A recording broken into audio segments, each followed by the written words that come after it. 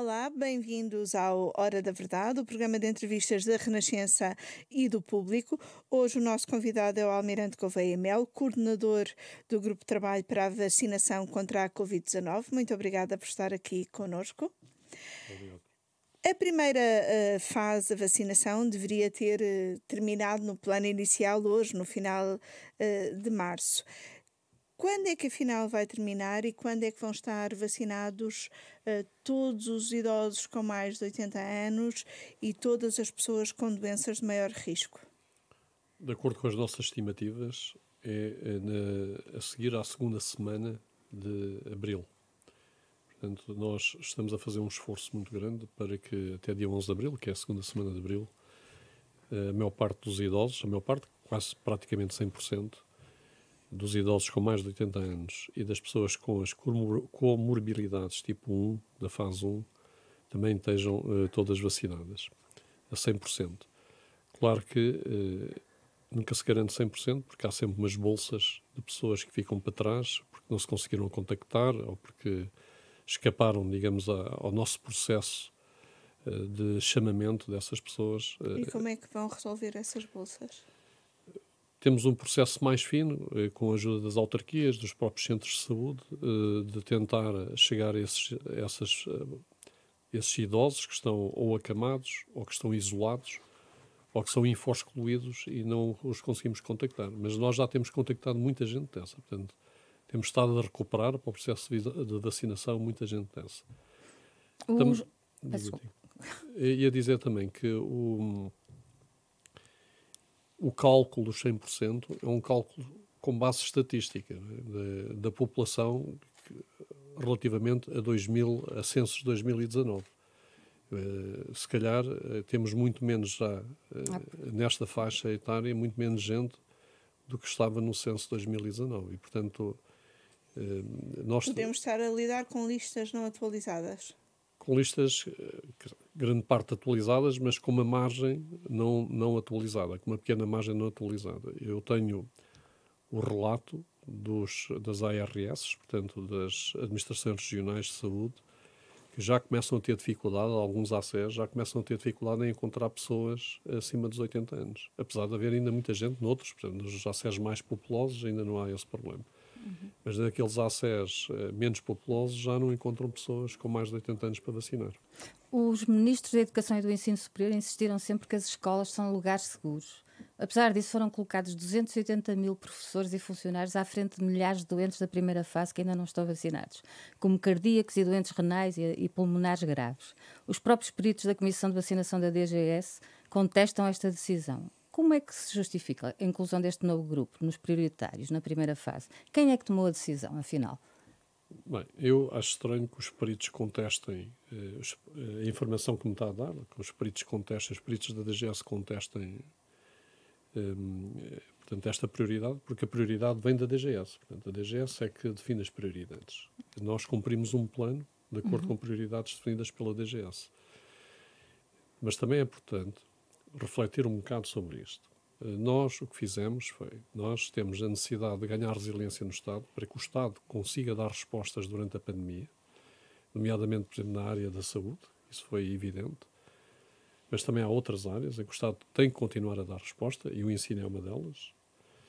Mas, por outro lado, temos que privilegiar, enquanto as vacinações são escassas, e concentrar o máximo número de vacinas na população mais fragilizada e, portanto, mais idosa, porque as duas coisas coincidem. Mas a questão aqui é que os professores e os funcionários foram incluídos na primeira fase. Sim, mas deixe-me concluir, se não se importa. Portanto, o que é que nós fizemos? Uma regra relativamente simples, que 90% das vacinas que estavam disponíveis iam para acelerar este processo de salvar vidas. Ao fim e ao cabo, para este objetivo de salvar vidas, que é a população mais idosa e a população com doenças. E 10% para ir ganhando a resiliência do Estado. O que acontece é que os 200 mil professores que vão ser vacinados, portanto, nós fizemos agora uma experiência, não é, com os professores. São 200 mil ou 280? São 280 no total. Mas a grande tranche, que são os 200 mil, é precisamente no fim de semana de 11 de abril.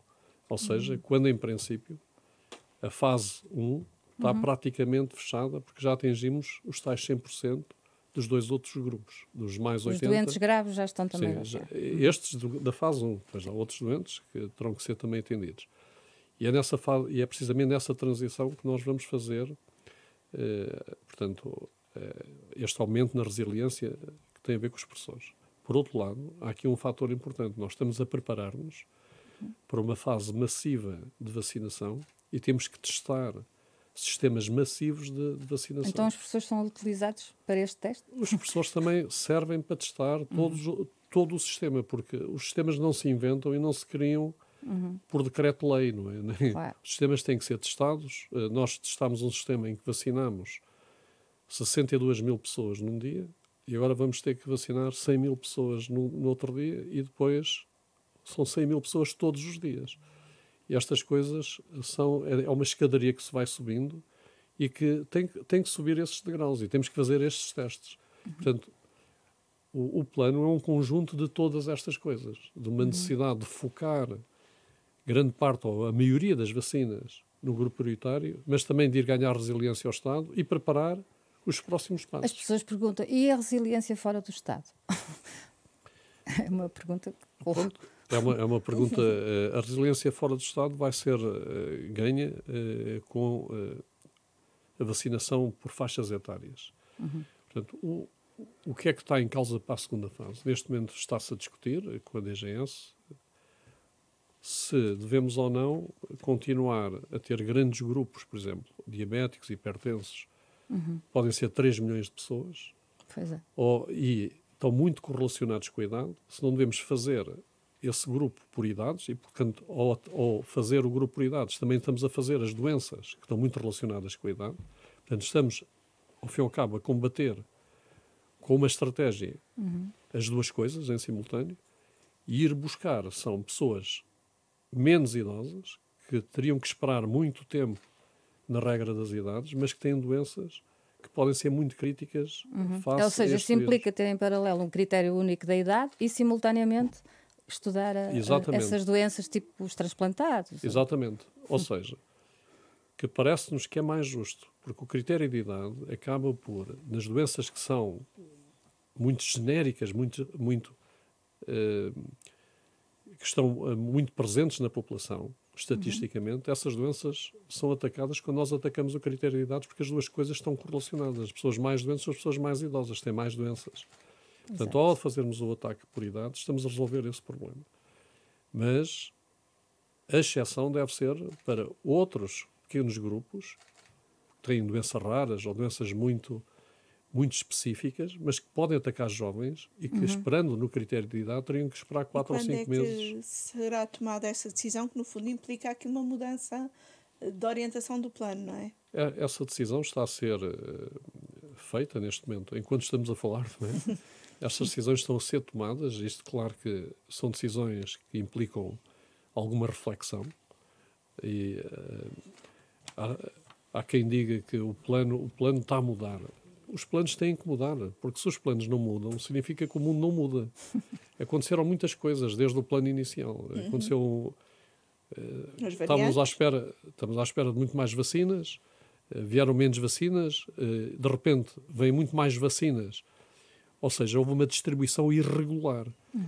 Se tivessem havido muitas vacinas de forma regular ao longo do período, era um plano. O que nós tivemos que nos adaptar é a uma fase em que há muito poucas vacinas e, de repente, há um marmoto de vacinas. Exato. E, portanto, nós passamos de uma fase de poucas vacinas para um marmoto de vacinas quase de um dia para o outro. Portanto, num intervalo de 2 ou 3 semanas. E essa adaptação requer adaptações ao plano. Portanto, Claro. não se pode pensar que os planos são imutáveis. A realidade não é imutável. E os fatores exógenos, portanto, os fatores externos, condicionam os nossos planos e a nossa organização interna. Tem confiança que o que chama de marmoto de vacinas vai mesmo chegar agora em abril? Ou pode ainda haver aqui adiamentos? Vamos ver, eu tenho que pensar e preparar-me com os dados que me são fornecidos. Se os dados, entretanto, se alterarem, e é sempre um se não houver um marmoto, tem que se readaptar outra vez o plano. Agora, não posso dizer assim, bem, Vão chegar 9 milhões de vacinas no segundo trimestre. Sim. E no primeiro trimestre chegaram 2 milhões de vacinas. Estavam previstos 4 milhões. E estavam previstos 4,4. E vão chegar 9 milhões de vacinas, eventualmente, porque há esforços europeus nesse sentido, ainda vão ser reforçados esses 9 milhões. Portanto, se isso for reforçado, nós não podemos estar a fazer um progresso tipo filigrana. Agora são 2 aqui, agora são 10 ali, agora são 1000 aqui. Temos que fazer, é um progresso numa outra estrutura completamente diferente. É o progresso em que a rapidez da administração da vacina, o ritmo da vacinação é a coisa mais importante. E, portanto, eu não devo depois criar dificuldades a esse ritmo, porque senão começa a acumular vacinas. Isso é que é inaceitável. Ficar com as vacinas em armazém, porque o meu processo é de tal maneira complexo e tenho que andar à procura de tantos códigos das doenças e disto e daquilo que não consigo avançar 100 mil a 120 mil pessoas todos os dias. Ou seja, a vacinação por grupos, seja de doenças, seja de outro tipo, dificulta a rapidez da vacinação muito mais do que uma vacinação etária. Claro que sim, porque a organização muito complexa, cheia de regras, dificulta toda a logística e toda a eficiência do processo. Claro. Quando a velocidade é importante, o que é importante é a logística e a eficiência do processo. Porquê? Porque depois dessas pessoas, a diferença entre terem sido vacinadas através de critérios de grupos ou vacinadas por critérios etários num processo muito mais rápido é uma questão de dias. Agora, não é uma questão de dias, é se eu tentar fazer o contrário. Porque depois fica a maior parte da população à espera que resolva estes pequenos grupinhos todos e a acumular vacinas. Isso é que não faz sentido nenhum. E na última reunião que decorreu no Infarmed, uma das questões que foram salientadas por especialistas de saúde pública foi a necessidade de vacinar as pessoas entre os 40 e os 60 anos que têm a idade ativa e que com o desconfinamento vão passar a circular ainda mais. Com uma vacinação por idades, chega-se mais facilmente a essas pessoas? Chega-se mais rapidamente, porquê? Porque a estratificação etária do nosso país é uma espécie de um balão, não é? É uma pirâmide. E nós, ao atacar de cima para baixo o balão, não é? Enfrentamos primeiro grupos menos populosos e depois grupos mais populosos. Onde é que está o grupo mais populoso? É precisamente nessa faixa etária onde as pessoas trabalham e que se movimentam na sociedade. E por isso é que portanto, há um combate, não é? Que tem que tem uma ordem logística por trás, não é? Que tem uma ordenação logística, ou que tem uma razão logística por trás de eficácia e de eficiência. Depois pode haver um outro combate que tem pequenos casos, não é? Eu chamo o combate aos pequenos casos, em que andamos a focar-nos a atenção aqui no grupinho A, depois no grupinho B, e o grupinho A não pode avançar antes do grupinho B, e o grupinho B não pode avançar antes do grupinho C. E organizar um processo assim, com vacinas a chegarem a 9 milhões em 3 meses, o que vai acontecer é ficarmos com as vacinas armazenadas. E essas vacinas poderiam estar a dar proteção a pessoas. Portanto, mas como é que isso vai ser feito? Já disseram que vão criar um site, não é? Para as pessoas se inscreverem, auto-inscreverem. Mas isso não vai gerar... Porque serão as pessoas com mais iniciativa, se calhar mais jovens, que vão inscrever-se primeiro, percebe? Então, porque a auto-inscrição vai ser feita por faixas etárias. Okay. De X em X tempo, abre uma faixa etária para inscrição. E claro que as pessoas que não se inscreverem, os sistemas centrais vão tentar agendar essas pessoas. Portanto, os dois métodos vão continuar a existir. Okay. Um sistema central que vai à base de dados da saúde e que está permanentemente a ver quem é que ainda não foi chamado e tenta chamar essas pessoas ao processo de vacinação.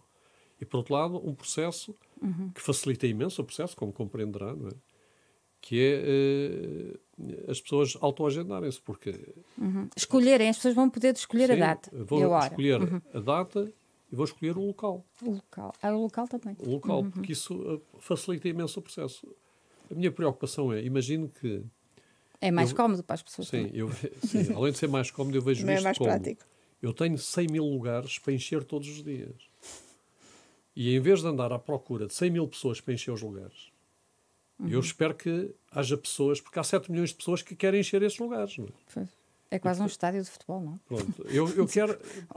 Até mais. Eu quero que essas pessoas se cheguem à frente e de forma proactiva tentem preencher os Mas lugares. quando é que isso vai começar, especificamente? Tem Isto, ideia? em princípio, o primeiro teste será na terceira semana de abril, mas isto tem que entrar em produção. E começa com a faixa etária Vai começar, é a faixa etária que na altura tiver por preencher. Não é? Nós vamos começar, se as normas assim o ditarem, porque, como digo, não sou eu que faço essas normas, isso é uma questão de saúde pública e é a DGS, com o respeito todo que eu devo à DGS, porque tem feito um trabalho extraordinário.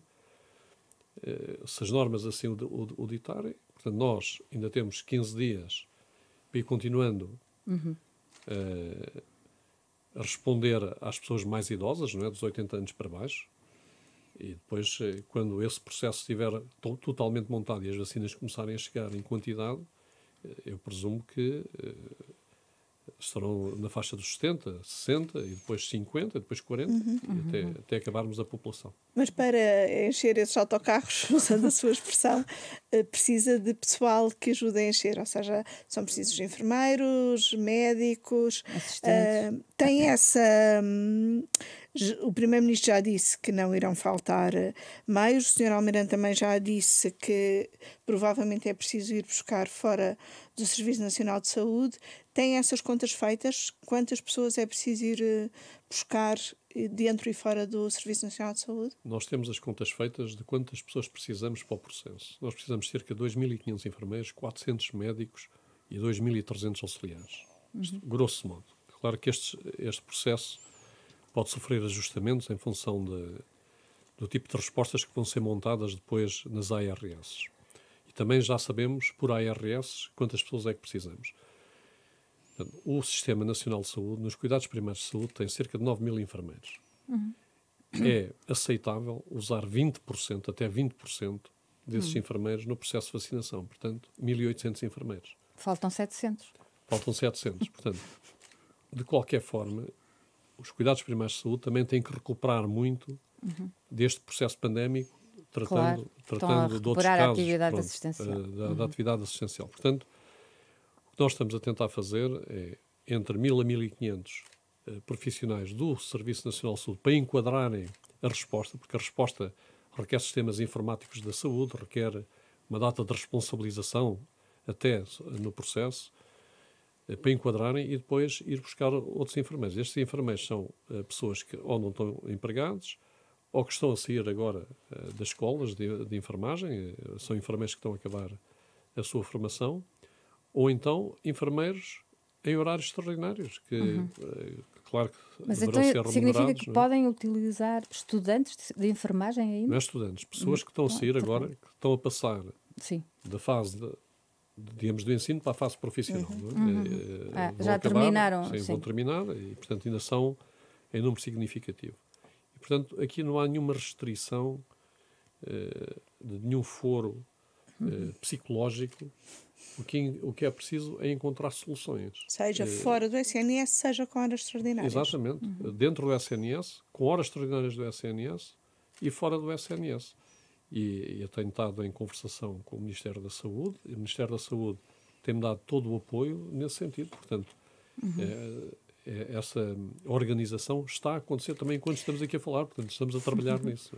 Também já tem sido dito que os farmacêuticos podem ser parceiros neste plano, mas podem ser parceiros como? Com vacinação nas farmácias ou sendo parceiros contratados para os postos de vacinação? Porque como exige a presença de um médico, presumo que não pode ser nas farmácias, não é? Lá ver. E também a logística das vacinas não é fácil de levar às farmácias. Em último caso, se precisarmos das farmácias, teremos que encontrar a forma de poder vacinar nas farmácias. Mas será sempre o último caso, não é? Sim, será em último caso. Lá ver, se nós não conseguirmos dar resposta, o facto das farmácias estão distribuídas pelo território nacional e serem, portanto, em que já se administram uma data de injetáveis, e, portanto, é fácil, se calhar, escalar aí a resposta do que estar a inventar uma nova resposta. E, portanto... Os médicos questionam essa resposta dizendo que as orientações da DGS implicam que um médico esteja presente por causa das reações adversas. As orientações da DGS estão sempre em evolução, como é evidente. E claro, se assim for necessário, claro que as farmácias, ao entrarem no processo, têm que obedecer aos critérios da DGS. Terão os médicos, os enfermeiros ou os farmacêuticos, de acordo com as normas da DGS. Portanto, quem vai normalizar isso é a DGS. Eu já pedi para começar a ser feito este trabalho, porque pode ser útil, não é, para o futuro. Os farmacêuticos, como farmacêuticos, podem ser úteis, por exemplo, na preparação de vacinas. Em vez de estar a usar enfermeiros na preparação de vacinas, posso usar farmacêuticos na preparação de vacinas. Aliás, são mais, se calhar até estão mais habituados a fazer esse processo, porque tem muito a ver com a parte também dos medicamentos. Portanto, tudo o que for possível fazer para encontrar as melhores sinergias e a melhor eficácia, que é a resposta, e eficiência, nós estamos a tentar fazer. Portanto, não há, digamos, nenhum constrangimento, como digo, psicológico ou doutrinário sobre isso. Mas não estão a pensar utilizar eventualmente voluntários neste processo? É muito difícil, sabe? Porque nós vamos usar, quer dizer, voluntários para ajudar as pessoas a orientarem-se dentro do centro de vacinação e acompanhar as pessoas, sim. Eventualmente bombeiros, se estiverem disponíveis, mas depois temos que eles também têm a época de incêndios. Portanto, funcionários das autarquias, porque os autarcas têm, de forma muito positiva, têm respondido a este processo, tudo sim.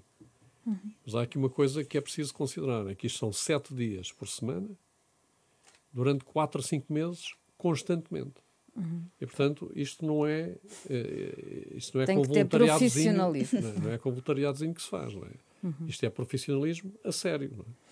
E as câmaras, as autarquias estão a colaborar de uma forma adequada? Sim. Como é que está a decorrer esse processo? Claro, há boa vontade das autarquias. Isso é inquestionável. Portanto, todas elas querem fazer parte do processo e querem ajudar o processo. Às vezes há ideias mais para a direita ou mais para a esquerda, não em sentido político, em termos de soluções. Sim, não é? sim. Mais para um lado, mais para o outro. Claro que nós normalizamos as ideias. Porquê? Porque as ideias têm que responder a critérios de saúde pública e depois também a critérios de eficácia e de eficiência. Não é? Claro. Pronto, normalizamos as ideias para depois não aparecerem ideias muito Dispares, selvagens, não é? Muito selvagens em termos das suas soluções. Mas dentro desse quadro normativo também há alguma flexibilidade, não é? Para os autarcas também se poderem adaptar face às instalações que têm e às características da população que é servida. Isso significa, por exemplo, que num local, numa autarquia, pode ser organizada uma vacinação num centro em drive-thru e noutra não? Numa forma convencional? Pronto, a questão do drive-thru, o único problema que tem é que a norma exige que as pessoas tenham um tempo de vigilância após a vacina. E no drive-thru é uma coisa complicada de fazer. Mas se me provarem, não é? E se me demonstrarem que conseguem montar esse sistema de vigilância, não é? Após a vacinação, que são 30 minutos, através de um drive-thru, que estão lá 200 carros, não é? E depois a pessoa se sente mal, põe o braço de fora e vai a correr para lá um enfermeiro e um médico. Portanto, mas se me encontrarem soluções que sejam execuíveis e adequadas, eu não tenho nenhum constrangimento doutrinário. Quer dizer, é como mas digo, não acha que algumas autarquias estão a ser muito voluntaristas, elas próprias já estarem a contratar profissionais de saúde? Vamos ver, esse voluntarismo é positivo para o processo. Não é? Se estão a contratar profissionais e estão a ajudar, eu só tenho que agradecer. Portanto, mas eu não digo isto de forma irónica. Não é? Sim, Quer dizer, sim, é mesmo de forma sincera. Tenho que agradecer esse esforço e esse voluntarismo. Todo voluntarismo é positivo, desde que minimamente enquadrado. Não é? Porque, a certa altura, se não for enquadrado, o problema da organização é de tal forma esdrúxulo, cria um problema na organização de tal forma esdrúxulo que aquilo depois paralisa o sistema. Não é? Mas dentro digamos, de umas baias, não é? Que não são um risco, portanto, é uma região em que há alguma flexibilidade, com certeza, e é muito bem-vinda, e eu agradeço imenso, enquanto coordenador, a todos os autarcas, tenho tido uma resposta fantástica deles, portanto, não tenho tido nenhum problema. Já tivemos alguns episódios de ajuntamentos em centros de vacinação devido a erros de notificação. De quem é essa responsabilidade e o que é que está a ser feito para que não se repitam? A responsabilidade é de todos nós. A responsabilidade começa porque muitas vezes há uns erros informáticos, sim senhora, Outras vezes são erros de transcrição de dados, não é do sistema central, é na transcrição de dados. Outras vezes são os erros das pessoas que são ansiosas, não é? Que nesta população idosa se diz para aparecerem às 11 e às 9 da manhã estão lá, não é? Só que às 9 da manhã estão lá os outros grupos, não é? E portanto só deveriam aparecer às 11. Portanto, os erros são todos nós. O que lhe queria dizer, isto é a mensagem que eu gostaria de passar, é que num processo desta dimensão, a percentagem de erros tem sido muito pequena. Isso é que é positivo. Nós podemos, quer dizer, imagino que em 100 situações tem um caso que correu mal. E as pessoas só se focam nesse caso. Os outros 99 não importaram. Quer dizer, o grande esforço que foi fazer em 100, 99 corretos e um correu mal, só se vê o que correu mal. Isso é uma perspectiva. Claro que a perspectiva deve ser aberta e não deve ser escondido nada, e o que correu mal deve ser identificado, até porque nos ajuda a corrigir. Mas não se pode pensar que aquilo é que é o mundo, aquela árvore é a floresta. Não, aquela árvore não é floresta. Porque a floresta foram outros 99 que correu tudo muito bem. E se pensarem que no último fim de semana, num único dia, foram vacinadas 64 mil pessoas, e depois tentarem procurar nas vossas peças coisas que tenham corrido mal, por favor, digam-me quantas pessoas é que correram mal, faça 64 mil. E façam essa justiça ao processo. Houve muitas recusas de vacinação ou não? Esse é um número que parece ser quase um segredo de Estado. Sim, não é segredo de Estado. Não se sabe exatamente quantificar esse número. O número não é muito grande, mas não se consegue identificar. Porquê? Porque não se percebe muitas vezes se foi porque não recebeu o SMS, porque tinha um número de telefone errado, porque se não conseguiu interpretar o SMS e respondeu mal, ou se realmente não quis ir ao processo de vacinação. Claro. Agora, as pessoas que respondem não, portanto, as que respondem ao SMS a dizer não, é uma percentagem muito pequena. Mas pequena, de 1%, Não, 2%? entre 1% a 2%. Mas depois, na realidade, não aparecem tantas pessoas como nós desejávamos em termos do agendamento que estava feito. E não aparecem porquê? Precisamente porque as pessoas deram o seu número, ao preencher os papéis, não é? Deram o seu próprio número de telefone errado. E, portanto, nós contactamos uma pessoa que não é essa pessoa, é outra. E muitas vezes não completaram os dados. Outras vezes, por exemplo, nós começámos com 96 mil pessoas na lista.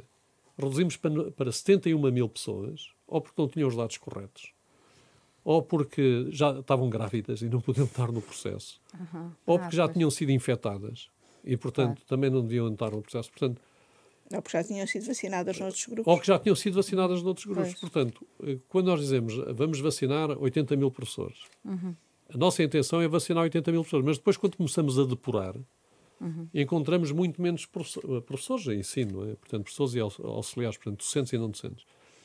Começamos a encontrar muito menos pessoas. Portanto, é claro que se não houver culpa da pessoa a não ter ido ao processo, se foi por engano, porque a pessoa está sempre no processo seguinte e nós vamos tentar recuperar essas pessoas já para este próximo fim de semana. E quando é que começamos a tentar recuperar e vacinar os que já foram infectados?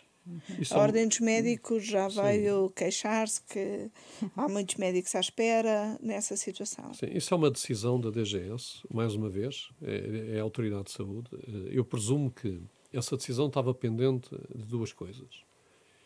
Uma é qual é o tempo em que a pessoa tem proteção, não é? Está imunizada. Esse tempo, há quem diga que são 8 meses, 9 meses, há quem diga que são 4 meses. Portanto, também não há nenhum estudo muito claro que tenha uma... Isso por um lado. Por outro lado, enquanto há falta de vacinas, não faria muito sentido estar a dar uma vacina a uma pessoa que já tem alguma proteção, havendo pessoas que não têm proteção. No momento em que as vacinas vão chegar em quantidade suficiente, eu julgo que essa restrição vai acabar. E o que se está a pensar, mas a DGS é quem é a Autoridade de Saúde, eu só estou aqui, digamos, eu não vou dizer especular, mas dizer que me parece que será óbvio, é que pelo menos uma dose de vacinas, essas pessoas, uma dose da vacina receberão para aumentar, ao fim e ao cabo, a primeira dose de vacina foi a doença. Exato. E a segunda dose é o reforço. É o reforço da sua imunidade. Isso, em princípio... Então isso pode acontecer já na segunda fase? Isso pode acontecer já na segunda fase. Por isso é que o plano tem que ser flexível. mal se Isso consiga... significa que os profissionais de saúde que foram infectados, e são muitos, 20 e tal mil, Sim. podem ser vacinados na segunda Sim, fase. naturalmente, com a chegada dos tais 9 milhões de vacinas, não há necessidade de estar a deixar esse grupo para o fim. E o que é que responde todas aquelas associações que têm vindo a pedir a vacinação prioritária, por exemplo, aos sem-abrigo, para as pessoas com problemas de saúde mental, nomeadamente esquizofrénicos? Como é que, para as pessoas com doenças neurológicas, como é que se pode responder a estas pessoas? O que eu respondo a essas pessoas é que todas elas têm razão, porque vêm alegar princípios, uns humanitários, não é? Outros de saúde, e portanto todas elas têm razão, ou outros de serviço, não é? De utilidade, não é? Todas elas têm razão. Só que o número de vacinas não permite vacinar todos e têm que ser prioritizados. E essa prioritização magoa muita gente. Mas a indecisão é que não pode acontecer. Porque a indecisão é não vacinar ninguém porque ficamos indecisos. Quem é que vamos vacinar? E a vacinação por idades resolveria todos esses problemas. Desculpe? E a vacinação por idades resolveria todos esses problemas. Pronto, exatamente. É que a maior parte das doenças estão associadas à idade. As doenças não associadas à idade, essas é que devem ser prioritizadas. Porquê? Porque para as pessoas jovens, sei lá, uma pessoa com 20 anos, com diabetes tipo 1, deve esperar que a vacina chegue a ele, porque não tem 50 anos e não tem a comorbilidade tipo 2, não é? Que tem os diabetes. Ou deve ser acelerada, porque aquilo até com 20 anos isso tem um significado. A pessoa ter diabetes tipo 1 tem um significado muito mais grave do que uma pessoa que tem 60 anos e ter o mesmo tipo de diabetes. Portanto, mas isso está a ser estudado pela DGS, não é? isso está a ser estudado. É precisamente... estas coisas não são decisões fáceis. E as pessoas que estão na Comissão Técnica de Vacinação são pessoas muito competentes que discutem isto com muita profundidade, e eu tenho muita confiança no que sai, nas prioridades que saem. Já admitiu novos alargamentos nos intervalos entre vacinas. Isso também está a ser estudado? Pode vir a ser decidido em breve? Vamos ver, a partir do momento em que há muitas vacinas, alargar prazos entre vacinas também não faz muito sentido. Cada vez que eu alargo um prazo, se eu tiver a receber, só para ter uma ideia, 100 mil vacinas de um determinado tipo, todas as semanas, eu alargo uma semana o prazo entre a primeira e a segunda dose, eu vacino mais 100 mil pessoas. Porque depois já não vacino mais, depois tenho que manter as segundas doses. Se alargo 2 semanas, vacino mais 200 mil pessoas. Portanto, o que aconteceu foi que na primeira fase, para proteger os mais idosos, foi necessário alargar esse prazo, porque uma vacina dada, uma dose, confere uma proteção muito elevada. E privilegiamos dar uma dose a mais pessoas do que dar 2 doses a mais pessoas, sem comprometer a eficácia da segunda dose.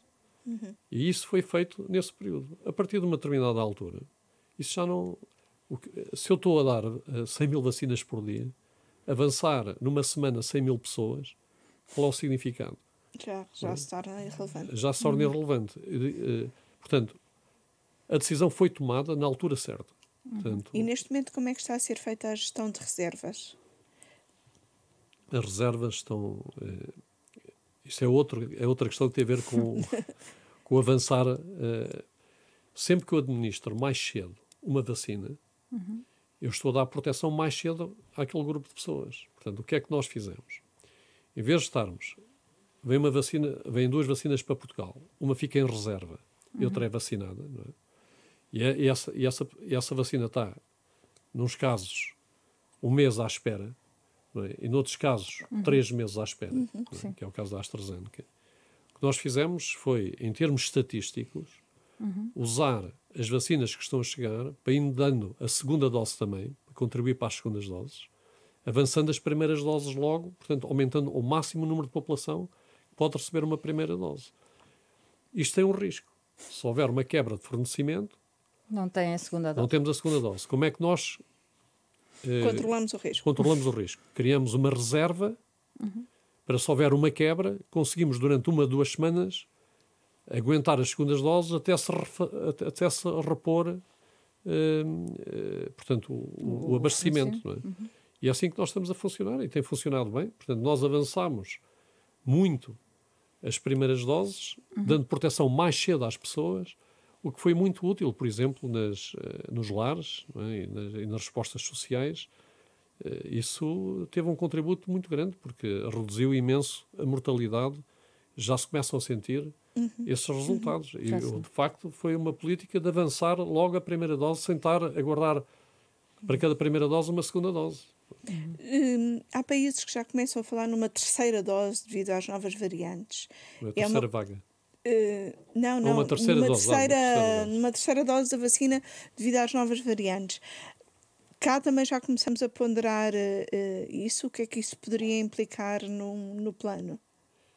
Ou ainda é cedo para falar nisso? Eu acho que ainda é cedo para falar nisso. De qualquer forma, claro que esse problema está a ser, pelo menos pensado, não vou dizer que já está a ser trabalhado, está a ser pensado. Agora, este vírus pode ser um vírus que vai viver connosco a partir daqui como vive o vírus da gripe. E que nós, de X em X tempo, temos que vacinar 7 milhões... Quantas doses, afinal, é que nós já temos encomendadas? Falou-se em 39 milhões, mas eu olhei para os números e parecem-me ser menos.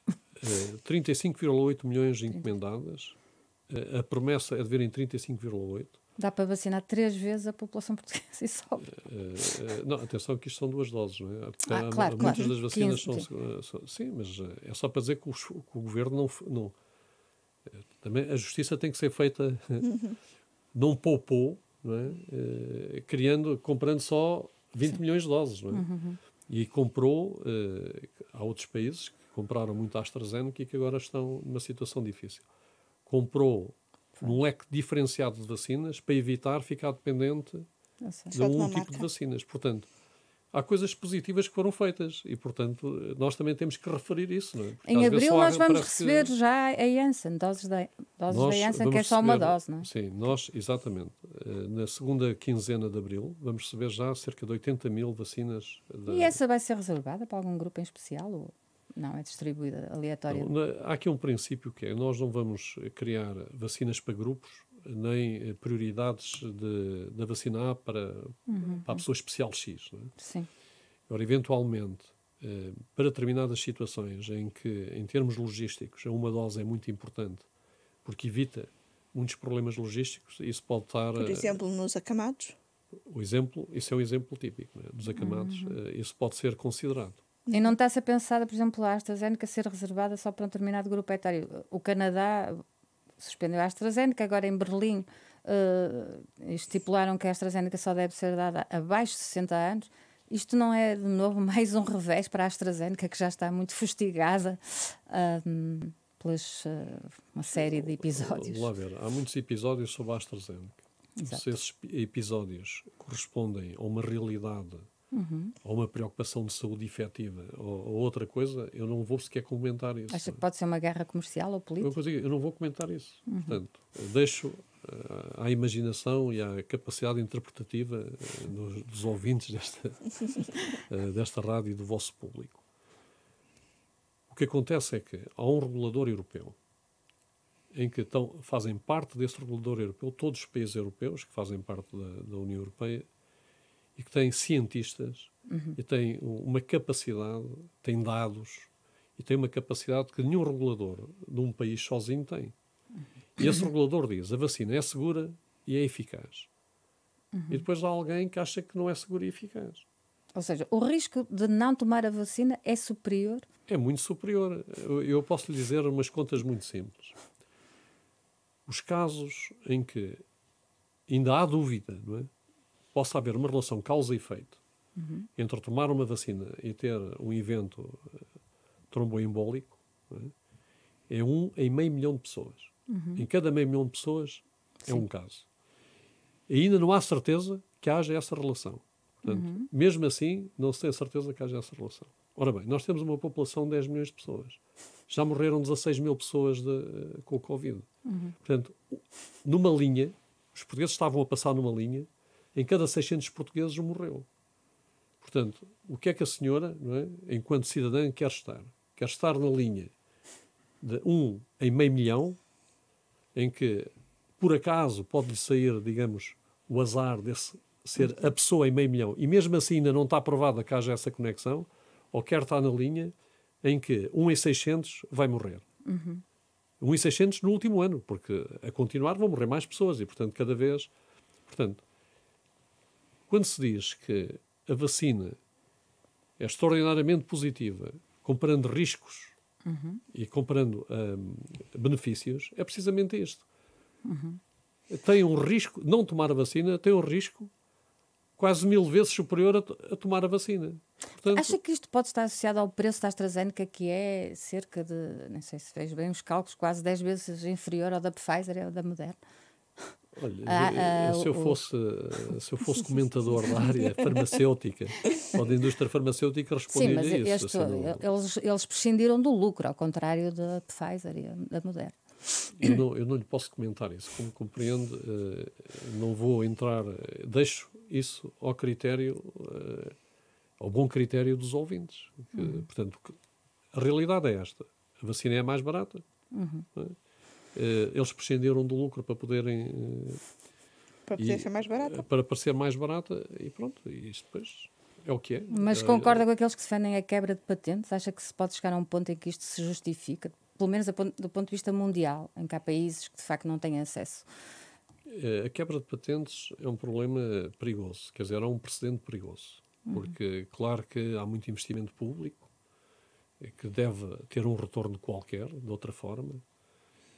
Espero que esses contratos, não é, desses investimentos tenham feito isso, mas esse investimento também foi muito importante para acelerar o desenvolvimento da vacina.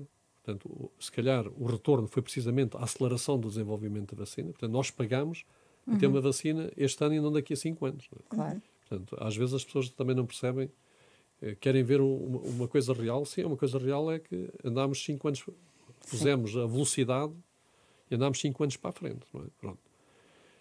Quebrar a patente, isso vai desregular e vai criar um precedente no mercado que pode ser perigoso para a frente. E, portanto, essas coisas têm que ser todas medidas com muito cuidado. Às vezes, parece-me que há uma certa facilidade interpretativa do que devíamos fazer isto, mas há muitas variáveis. Não se ponderam as consequências. Acredita que, mesmo com alguns problemas e contratempos, será possível atingir a imunidade do grupo em agosto, como já anunciou o Comissário Europeu? Eu julgo que sim. Eu julgo que, apesar de... Eu gosto mais do conceito de proteção de grupo do que imunidade de grupo. É diferente, de facto. Porque, a proteção, porque é só a primeira dose, não é? Sim. A imunidade de grupo tem um significado que é: a pessoa que foi vacinada não é transmissora do vírus. Portanto, não consegue ser um veículo transmissor do vírus a outra pessoa. A proteção de grupo é aquela pessoa está protegida contra o vírus. Portanto, parece-me que neste momento, como não há prova que a pessoa que que já foi vacinada não seja portadora de vírus, portanto, não há prova, nem que sim, nem que não, é difícil estar a falar em imunidade de grupo. No conceito da imunidade de grupo, no conceito estatístico da imunidade de grupo. Proteção de grupo, sim. Portanto, nós vamos atingir, de certeza, se as vacinas chegarem. Eu digo sempre se, porque se de repente há uma catástrofe e as vacinas não chegam, depois não podem vir cobrar, porque não consigo vacinar pessoas sem vacinas, não é? Mas se as vacinas chegarem, e de acordo com os planos e com todas as indicações que nós temos, nós, no final do verão, teremos mais de 60% da população com uma 60%? dose. 70%. No final do verão, significa setembro? No final do verão, eu digo no final do verão e não lhe quero dizer a data A, nem a data B, nem a data C. Também já tinha dito que até seria possível antecipar. Exatamente. Se correr tudo bem, se vierem os 9 milhões de vacinas agora, e se esses 9 milhões forem reforçados, e nós conseguirmos administrar as vacinas, basta fazer um cálculo. Não é? 9 milhões, mesmo que fossem 2 doses, eram 4 milhões e meio de pessoas. Nós já vacinámos 1,2 milhão de pessoas. Portanto, 4 milhões e meio mais 1 milhão já são 5,7 milhões. Não é? Portanto, começa a fazer os cálculos. Portanto, muito rapidamente, se vierem 12 milhões de vacinas, é dividir por 2. Não é? Portanto, havendo uma vacina que não é dividida por 2, os números ainda... Portanto, eu não quero ser super otimista, porque nós pagamos caro, às vezes, o otimismo. Não é? E, portanto, eu sou prefiro ser pessimista e depois ser otimista nos resultados. Pessimista nas previsões, otimista nos resultados. Portanto, e hoje estou convencido que nós, no verão, portanto, meados do verão, fim do verão, temos certamente mais de 70% de pessoas protegidas. E eventualmente vamos conseguir fazer isso antes. No sábado faz 2 meses, não é? Que foi nomeado coordenador da Task Force. Olha, Tenho ideia do que correu bem e do que correu mal. E sabe quando é que vai ser vacinado? Porquê é que ainda não foi vacinado? Ainda bem que me lembra que foi só no sábado, que faz 2 meses, que a mim parece que já passou muito mais tempo.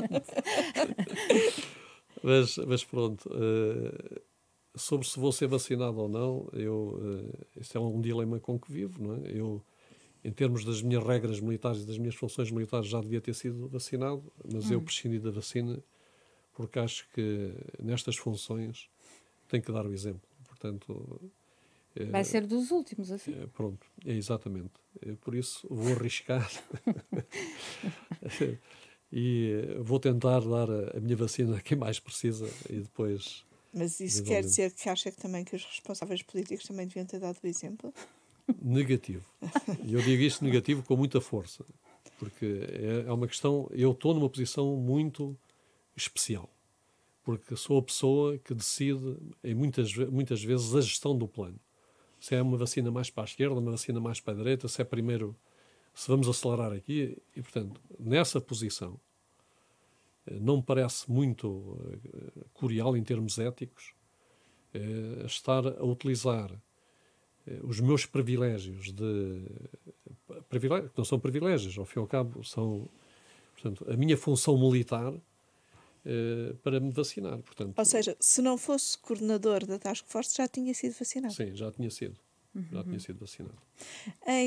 No verão passado e no outono, também coordenou uma equipa das Forças Armadas que ajudou na reorganização dos hospitais de Lisboa. Que balanço é que faz desse trabalho? Porque depois vivemos aquela situação de grande aperto nos hospitais. Nós éramos um grupo essencialmente virado para a matemática e para a estatística e para o planeamento. E passámos todas as recomendações que nos pareciam óbvias na altura, avisámos com antecedência das curvas, fizemos previsões sempre uma semana para a frente, portanto, o que permitia aos hospitais saberem o que é que ia acontecer uma semana para a frente, e isso foi muito positivo. E depois também criámos, de alguma forma, uma cultura de união entre os hospitais, porque os hospitais, cada um trabalhava da sua forma e da sua... Tipo quintas. Porque, não vou dizer quintas, mas cada um com as suas administrações, e claro que é legítimo, né, as suas administrações preocupadas com os seus hospitais.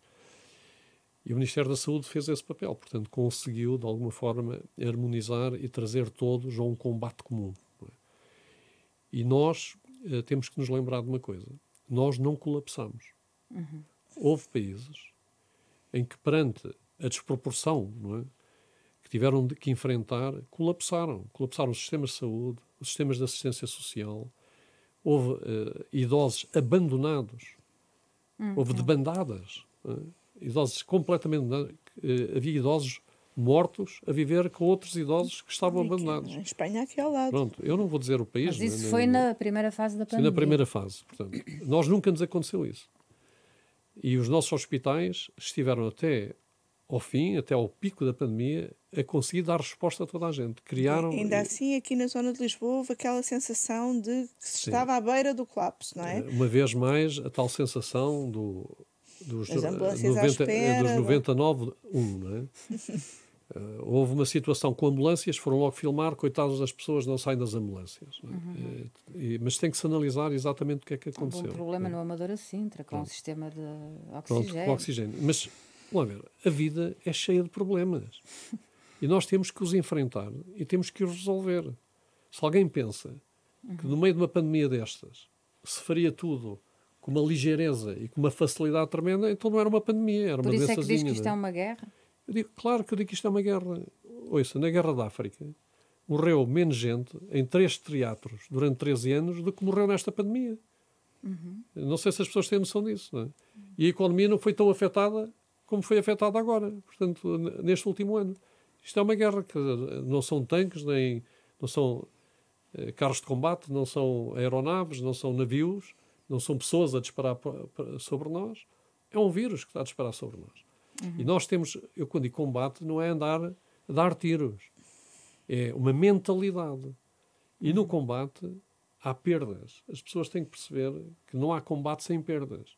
Agora, a vitória é nós conseguirmos organizar-nos para salvar o máximo número de pessoas dentro deste combate. E é isso que nós temos feito. E quando estava a falar da pandemia e das respostas dos hospitais em Lisboa, nós, na realidade, conseguimos, no meio de uma crise tremenda, eu falo pelo Hospital das Forças Armadas, mas o Hospital das Forças Armadas só foi mais um hospital, entre outros, porque os outros hospitais fizeram isto. Nós, de março ao pico da pandemia, aumentámos 10 vezes a capacidade. 10 vezes. Quer dizer, se acham que isto não é flexibilidade e resposta, então digam, quer dizer, eram 1000 vezes? Eram 100 vezes? Quando é que... O papel das Forças Armadas não tem sido muito mediatizado. Porque vocês são discretos. As Forças Armadas foram bem integradas neste combate, sim. ou podiam fazer mais? Não, acho que fomos bem integrados. Fomos chamados no momento em que era necessário. Julgo que o Estado, todos os agentes do Estado compreenderam que, havendo ali uma capacidade, ela tinha que ser usada no momento deste, e foi usada. Não? Portanto, não vejo... Agora, a questão da mediatização. Eu, infelizmente, eu sou marinista e gostava de andar discreto, não é? Os senhores não me deixam, não é? Mas já tinha alguma experiência de comunicação. Sim, também, mas gostava de andar discreto e gostava de fazer o meu trabalho sem ter que permanentemente estar a responder. Mas, como é evidente, agora tenho uma obrigação, não é, de responder publicamente pelo processo de vacinação e não consigo ser discreto. Não é? As pessoas estão permanentemente a perguntar-me e a quererem que eu vá fazer entrevista A, entrevista B, entrevista C, etc. Mas eu não gosto do mediatismo. Eu acho que nós devemos fazer o nosso trabalho e ter tempo a fazer o nosso trabalho de forma profissional. E, claro, que se não o fizermos bem, seremos condenados por isso. Se o fizermos bem, também seremos beneficiados por isso, em termos da opinião pública. Muito bem. Muito obrigada. Muito obrigada obrigada por ter vindo. A Hora da Verdade volta para a semana. Muito obrigado. Muito obrigada.